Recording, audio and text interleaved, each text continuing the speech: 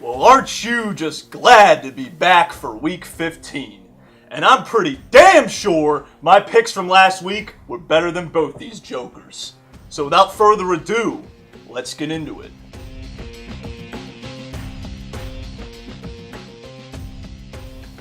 All right, we're going to go right into the week. We have our Thursday night matchup. We have the Denver Broncos coming off of a blowout win against the Jets, headed to Indy to face the Colts. We have Denver a -2.5 on the road. I'm going to take a flyer on the Colts here in their own stadium. Don't feel great about it because we saw what the Broncos did last week, but maybe it's time for the Colts to win a game. Yeah, I think they're long overdue for to win a game, so yeah, I'm going to go with the Colts as well. This is an uninteresting game. Very uninteresting. I'll roll with Denver here on the road, only by a field goal. I'll say they have just some momentum going into this week. Like I said, not very confident in the pick, but I'm just roll with Denver here. Then it brings up we have the Chicago Bears headed to Detroit to face the Lions. We have Chicago a +6.5 on the road. Yeah, I'll actually take Chicago here and say that they cover that spread. I think this is one that could end up being close with Matt Stafford. Still perhaps not fully recovered from his hand injury, and let's see what happens. I think this might end up being one of those close division rivalries. I'm going to take a left turn on the route, and I'm going to go with the Lions because Chicago sucks, and that's all I got. I'm going to roll with the Bears here. Bears coming off of a big win last week. I say they just have some momentum going. And like I said, Justin mentioned Matt Stafford, and the offense doesn't look too great. I mean, obviously we saw what they didn't do against Baltimore, and we saw the week after that. I just don't have a lot of faith in the Lions right now. So I'll roll with the Bears coming off of a win. You make a decent point. All right. Then we have the Chargers headed to Kansas City. This is going to be a great game. We have both teams fighting for the division spot, for division lead, I should say. Essentially a pick-em game. We have the Chargers +1 in Arrowhead. Justin, how do you feel about this one? I'm going to go with Kansas City. That's a very small spread, and I like them at home. I think they might be able to get back on track here. I'm going to go with the Chargers. I think they've remixed their entire season and have definitely gotten back to the level that I know they're used to being played at. So I think, honestly, for sure, I think the Chargers could go into Arrowhead and definitely pick up a good victory here. Yeah, I like the Chargers just based off of the team, but I think they play most of their games based off of heart, and I think this game is just going to be based off skill. So I'm going to go with the Chiefs here. You have Marcus Peters, I believe, coming back after he served his one-game suspension. He'll be wanting to play. I'll just go with the Chiefs here at home. Like I said, it's only a +1 or -1. Then we have the Arizona Cardinals coming off of a win against the Colts. I believe they played the Titans. But we have them going to Washington to face the Redskins. Arizona is a +4 in D.C.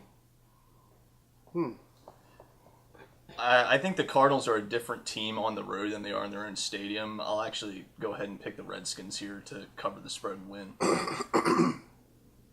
Yeah, I think the Redskins are due for a win here. I think they're going to pull off a decent victory at home. I don't see why they can't beat the Cardinals at home. Again, Cardinals aren't the team they started out with. And the Redskins, I think they can prevent from shooting themselves in the foot just enough to get a win here. Yeah, I'll go with Washington at home. I think, like Gerald said, they're due for a win. I just don't see them losing to the Cardinals. I just don't think. -4. Telling you they won by 2 field goals. I think that's fairly easy. +4 is a good number. I was actually looking at the NFL Power Index, and they said my Dallas Cowboys have a 4% chance of making the playoffs. That's all I'm going to say. We're going to leave it at that in hopes that they make the playoffs. Justin's team is actually the only team right now that's basically set in stone to make the playoffs. They really can't really move anywhere. You know they're going to get in. It just depends on if they're going to win the division or if they're going to lock up another seat. So then it takes for you. Right, I know. He's trying to contain his excitement right now. No, this is excited Justin. This is excited Justin. That intro that he does is just a facade. And we were talking before the show that the path to Super Bowl might have cleared with that Carson Wentz injury. We'll get to that in a second. We'll get into let's that. talk about it. It does make it easier for the Rams to get to the Super Bowl. I mean, you still have to go through teams like Minnesota, like New Orleans, but it definitely makes the path a lot easier, as well as the other teams that are holding on for dear life for a wild card spot.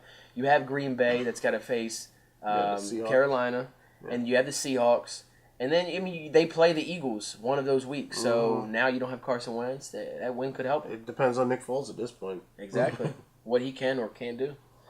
So that brings us to an AFC matchup. We have the Houston Texans going to Jacksonville to face the Jaguars. We have Jacksonville a -10 at home. Oh, my gosh.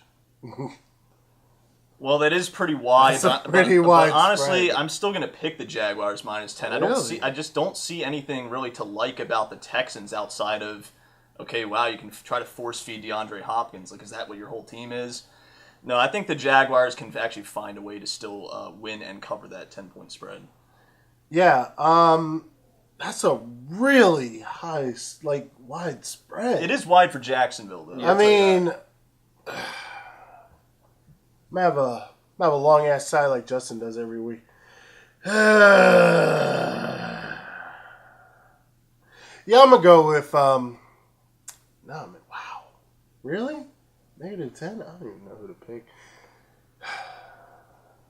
Yeah, I'm gonna go with Jacksonville. We're gonna see what happens. I don't see Houston really accomplishing much.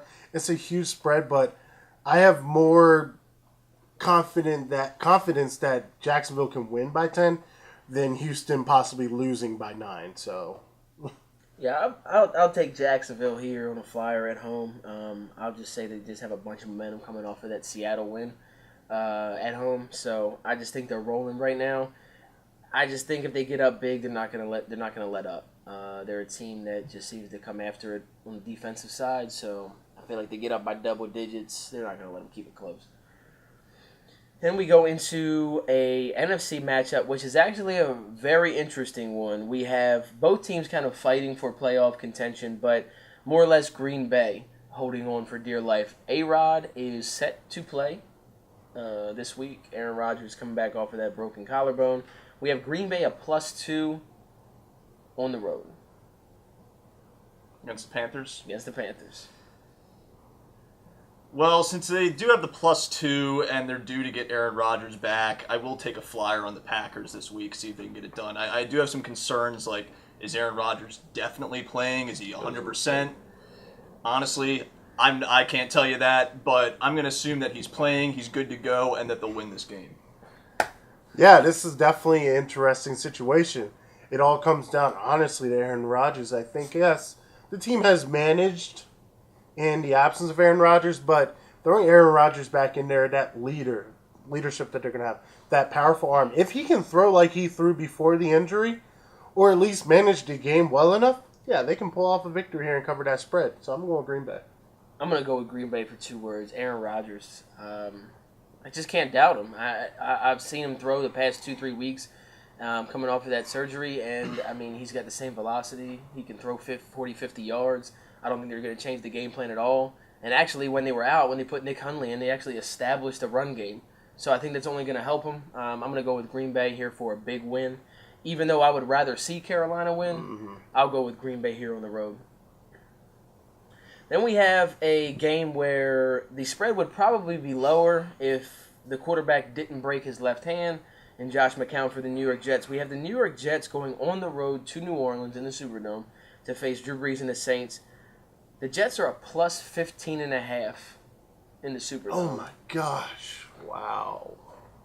Now, that's a tough one. I think that might be the second biggest spread that we've had all year besides the, if I'm not mistaken, Jets-Pats game was +17.5 Jets. But this is probably the second largest one that we've had to pick. That is a huge spread. Huge but, spread. Oh my God. I'm honestly still going to pick the Saints here, with the reason being that two reasons. Number one, the Jets are just a different team playing away than they are playing at home. I think that's been pretty clear this season.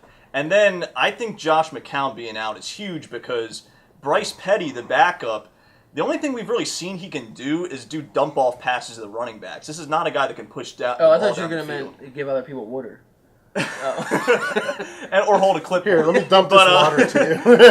But no, I mean, I it is a wide spread, and for that reason, I have some skepticism here in my pick, but I still just feel better taking the better team at home, knowing that the other team's got some big problems.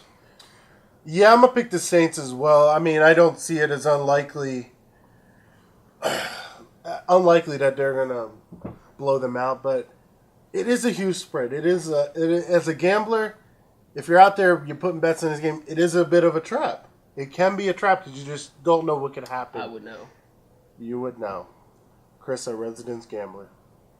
It's not a gambler if you win, but I digress. Yeah, I think New Orleans could definitely beat them by 21. I see no doubt in this. So yeah, I mean, Essence Festival, Mardi Gras, girls trip, all things that took place in New Orleans, plus a blowout. I'll go here, the Saints at home. I say they got to win them by 21. Just because of Bryce Petty. I don't think their offense is going to be a move at all. They'll probably run 3 downs out of 4. So, yeah, Saints. Then we have which I can't say would have been an interesting matchup if he wasn't hurt, but we have the Philadelphia Eagles going to New York to face the Giants. We obviously all know about Carson Wentz towards ACL. He's done for the year, done for the playoffs. But we have the Eagles going on the road to New York. New York is a +8 at home. Eli is still the starter. I will take my chances with the New York Giants +8 just because they're at home and the Eagles lost their starting quarterback. Now, I would not be surprised if the Eagles end up winning this by 10, 13 points, but I think there's a better chance of the Giants covering the spread or winning. All right, for the signs of the last part of your reasoning, I'll give you that. But as far as I know, football is a team game, and yes, Carson Wentz was an integral part of this. There's still a good defense that they had. There's still a good offense that they had. And if you put Nick Foles, who honestly isn't that bad, and if he can manage the game, I don't see why they're going to have a problem. Probably top 5 backup quarterbacks in the league. Yeah. So I don't see actually has experience, but yeah, I don't see why they would have an issue. I think I'm going with the Eagles. I still think they're a valid threat to your Rams. Honestly, let's go. That was a terrible Or I don't know. like trying to. I don't know what I was getting at. That was so. I don't know what I was getting. Justin didn't even flinch. Justin didn't even flinch, but Justin doesn't flinch. He didn't even have to think of a comeback because it was so bad. I mean, is it out of the realm of possibility Giants lose by 7 and I win this? Like, come on now. What's your pick, Chris? Keep it moving. I'm gonna roll with Philly here on the road.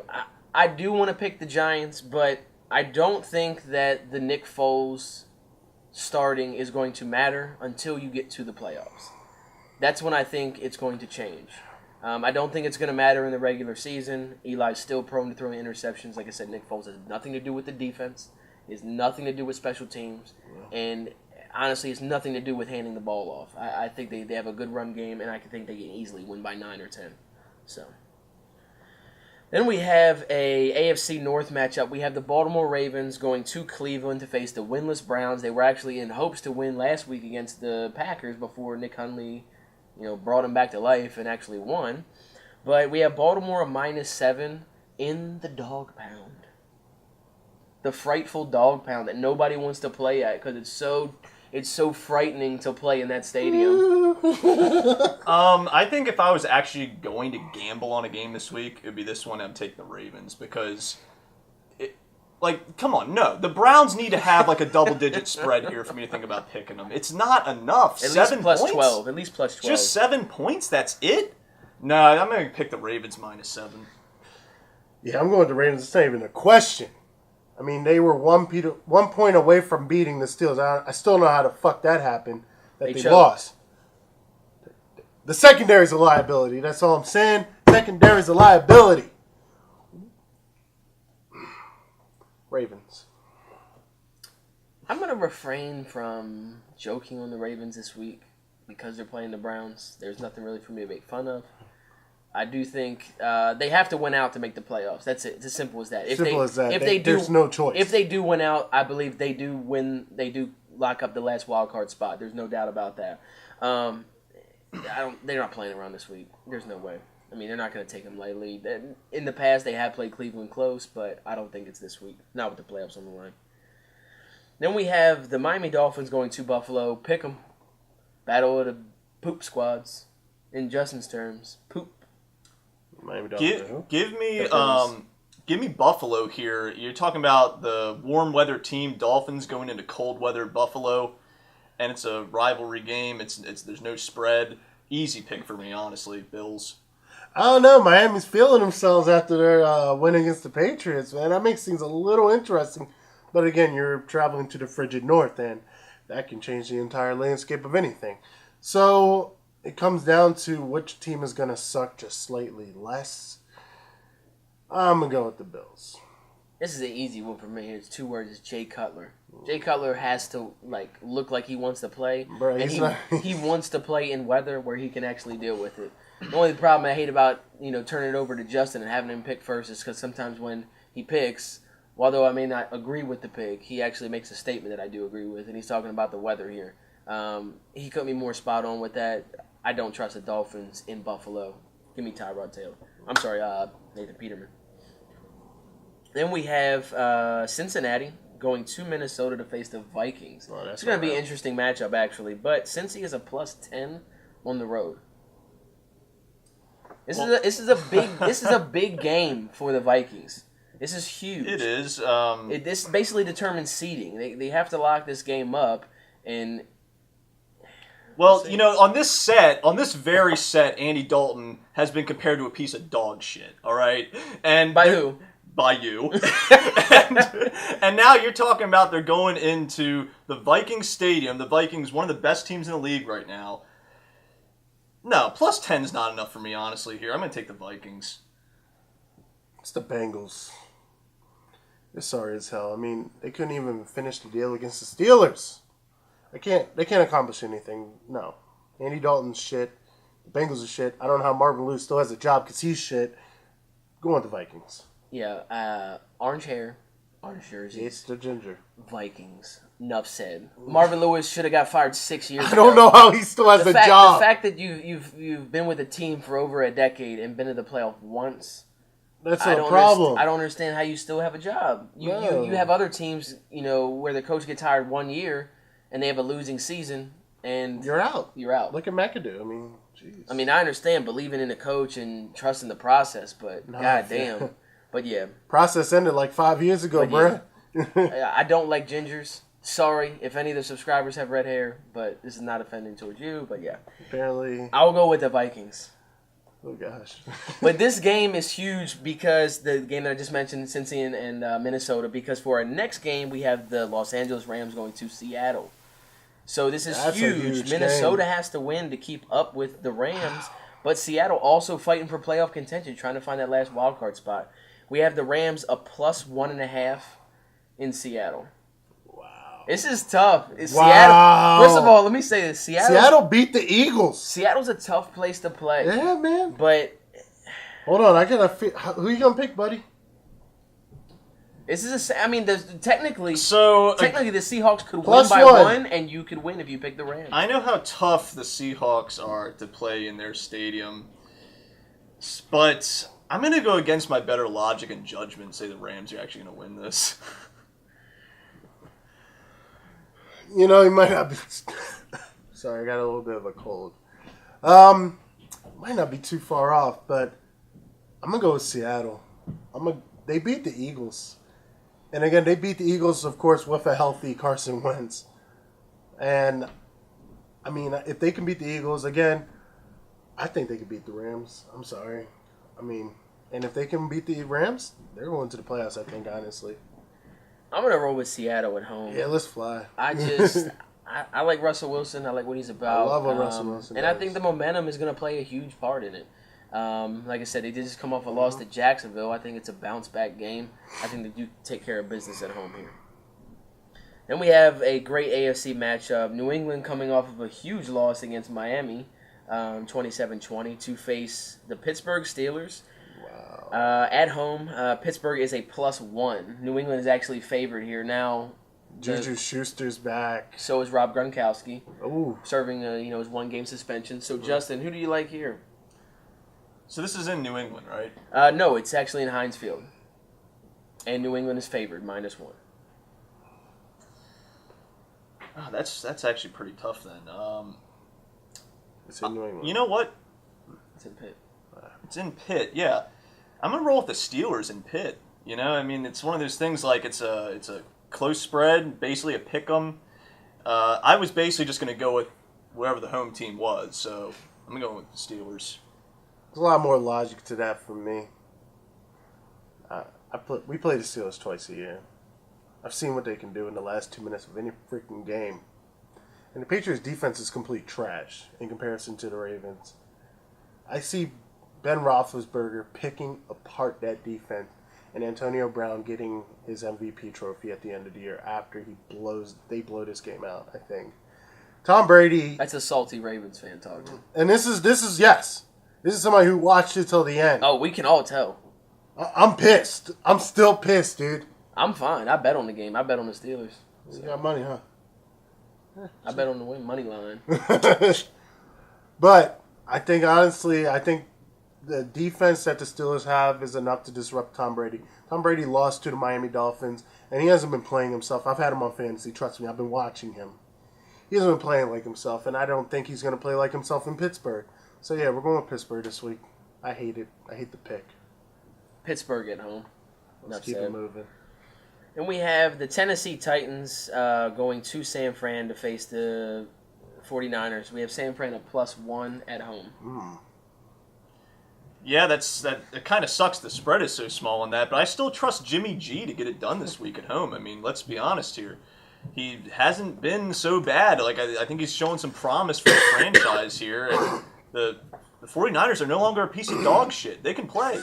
So I'm going to actually say 49ers at home, get this done. Yeah, I actually joked on our LitTube Twitter account, at LitTube channel. If you want to go follow that. That's a plug. Do it. I actually joked earlier this season. They were joking around saying that Jimmy Garoppolo might be a free agent or something like that. And I remember I tweeted, it's like, the Ravens need to pick up Jimmy G. There's no doubt about it. Like, they need to get him. I think the guy's the quarterback of the future, honestly. But you guys got Ryan Mallett. Ryan Mallett ain't even worth hitting a crab with. Keep it moving. But anyways, Jimmy G, he's a good guy. I think he's a good fit for the 49ers.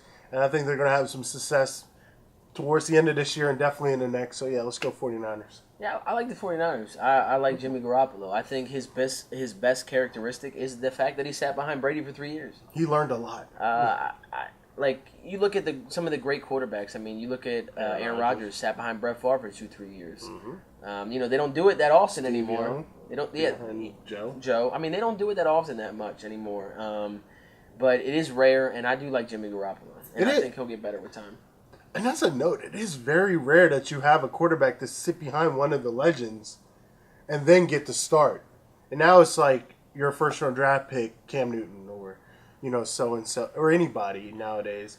And you just throw them out there. Well, I mean, franchises and teams are desperate for quarterbacks. I mean, they are hard to come by, so you want to see instead of having somebody sit for 2-3 years and they turn out to be nothing. That's true. But, I mean, like I said, I like Jimmy G. We'll see what he can do. Penning out better than Jacoby Brissett, I'll tell you that.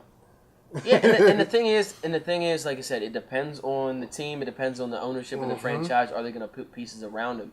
You look at what's going on with Andrew Luck in Indy, although he hasn't played. I mean, they still have no offensive line. None. So him coming back, it's just like, if I was him, I'd be like, oh, what did you guys do? Yeah. While I was gone, what have you done for me lately? That's what it is. And this is his first start at home too, so that I think he's gonna actually play better than he did his previous couple games. I'm excited to watch. And I think the fans love him. I just he's think a good they like guy. him. Yeah. He has a good atmosphere about him. The suit he was wearing in the press conference after the game was pretty sharp. Too fresh. So, then we have the Dallas Cowboys, Sunday Night Football, Could you be any going to Oakland to face the Raiders. Dallas is a -2.5 on the road. This is easy. Zip it up. Justin. Yeah, you're right. It is easy. No, don't do it. What? Hold on. Let me get this straight. Dallas Cowboys are going to Oakland and yet are still getting the minus? I don't understand that. I mean, the one thing that does concern me is if they can get that ground game going, because Oakland historically has been pretty bad against containing running backs. Exactly. But even still, I like Oakland. They still got weapons on offense, so let's get this done. Oakland ain't shit. Let's be honest here. Let's not try to sugarcoat it. Come on, let's be honest here. They have not a chance in the world. I mean, this is going to be, I think, a very close, tight game because both these teams are not good. I'm sorry, buddy. Without Zeke, you guys aren't exactly the Cowboys of last year. That's true. And I think, honestly, it would be a game changer if Zeke was in this game because I'd be really interested to see that Zeke versus Beast Mode. That would be a very great game. But I am still going to go with the Cowboys. I think, honestly, if Dak can play good, if they can play as good as they did last week, yeah, sure, why not? Yeah, the reason why I'm going to go with the Cowboys is if it was a facts. But if it was a 4:00 game, I'd honestly pick the Raiders. But the fact that it's prime time, you can't really count the time difference. I mean, they've had the same amount of time to prepare. But if it's a 4:00, 4:25 game, I would have rolled with the Raiders. But I'll go with Dallas on the road here, trying to keep their playoff hopes alive. And like I said earlier in that day, they'll know where they stand in the playoffs. If Seattle loses, you got to come up and look at these games. So if the Rams beat Seattle, Seattle falls behind Dallas. If Carolina takes care of Green Bay, who owns the tiebreaker over Dallas, they now fall behind them. So there's a lot to play for depending on who loses earlier in that day. So I'll roll with Dallas here, holding on to playoff hopes. And we have, to finish it up, we have our Monday Night Football game. We have the Atlanta Falcons going to Tampa to face the Buccaneers, who haven't done really anything all season. Atlanta is a minus 4.5 on the road. This would have been intriguing if it was like minus 7.5, 8, 8.5. Then maybe I would have considered Tampa Bay, just because, I mean, they got Jameis back and everything. But no, I mean, like that's pretty small spread. I like the Falcons. Picked them last week and they knocked boots. So let's do it again this week. Remember how Jameis was like sucking his fingers, like, yeah, he's gonna be sucking that L. Yeah, let's go with Atlanta. Yeah, I'm gonna go with Atlanta here. I mean, I like Jameis Winston, but I just don't think the team. No. They don't have enough. Tampa, no. They don't have enough. They're not a good team. Atlanta's defense is shaky, but I mean, you talking about if the game turns into a shootout, they have no chance. Yeah, I don't think there's a shakier defense than Tampa right now, honestly. But that's what shaky themselves. But that's what I'm saying. Like you have to be a team that can put up points, and you have to be a team that can score every possession. And I don't think that's going to be able to happen. It's very true. So I'll go with Atlanta on the road here, no problems. And like I said, we'll see how the NFC shakes up. We'll see how the AFC West shakes up. But that wraps it up. There's a lot of teams on the cusp this week, and it's going to be an exciting weekend for football. I mean, we're only 3 Sundays away from playoffs. Yep. So, and again, like you said, we're going all the way through. Yeah, so thanks for joining us for this Week 15 production. And we got Week 16, 17, and of course the playoffs. And it's going to be interesting to see, which of our teams are making playoffs, possibly going to the Super Bowl. Who knows? I mean, everyone's team is still in play. Ravens, Rams, Cowboys. We'll see what happens. And don't forget to like and subscribe down below. We just reached 200 subscribers. So big ups to the team for that. Yep, golf claps all around. Also, don't forget to check out our blog and our Instagram. We have updates on a new film we're working on, actually currently, called Schism. And if you go to our blog, you can actually learn more about that. So, take care. Have a great night.